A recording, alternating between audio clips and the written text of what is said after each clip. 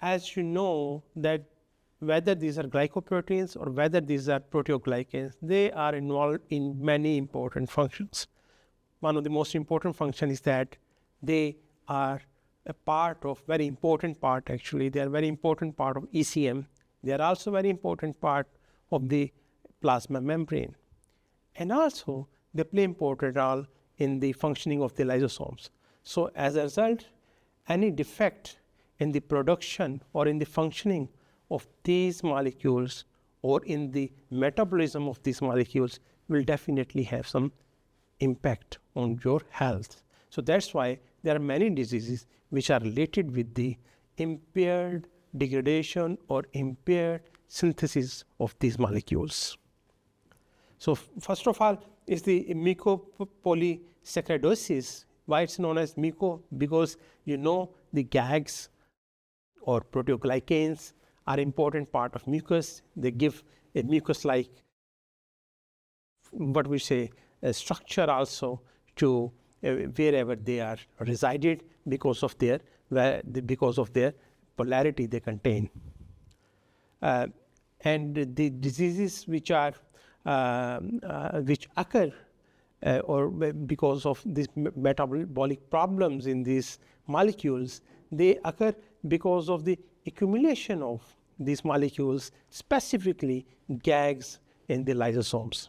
And it affects, of course, if they get accumulated, it will affect many tissues and functioning of many cellular functionings. These specifically, they are hereditary diseases. And why hereditary? But you can think about this, why a disease can be hereditary. Because here the enzymes which are involved in the metabolism of these molecules, they are defected most of the time. So most of the time the defect is because of mutation in those enzymes. So that's why they are hereditary. So it occurs in 1 in 25,000 live births. It's not that rare, I would say. And it's caused by the deficiency of hydrolase enzymes in the lysosome. So again, as I have already mentioned, that because these proteins have a very, much of their metabolism occur in the lysosome, so the enzymes of the lysosome are very important here. The symptoms, there are all sorts of symptoms, but the major symptoms are the deformities of the skeletal muscles. Intellectual disability is also one of the features. These diseases are mostly autosomal recessive diseases. However, one exception is Hunter syndrome, which is X-linked. So as I have already told you, whenever we say autosomal or X-linked, you should know that we are talking about that the location of the gene which is encoding those proteins or enzymes. Some of the characteristics of the mucopolysaccharidosis: children apparently when they are born they are normal, but then their health start deteriorated gradually with the passage of time. In severe cases there can be death in the childhood also, but in very severe cases. Unfortunately, as is the case with many, almost I would say more than 95% of the hereditary diseases, there is no cure. We diagnose these diseases through the urine analysis. In your urine, you saw many of these particles of these molecules which are not digested well, which are not degraded well. Why in the urine?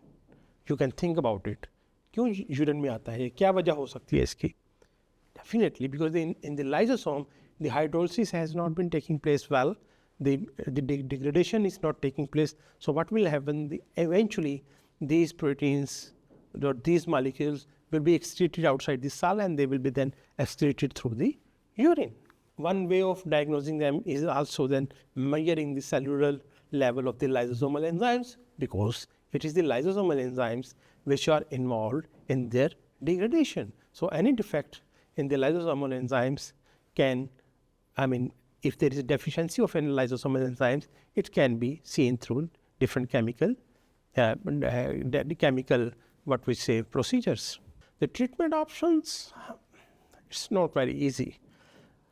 One is bone marrow. I say that these treatments are, when we talk about the treatments of the hereditary diseases, most of the time we are talking that how we will be able to manage the disease.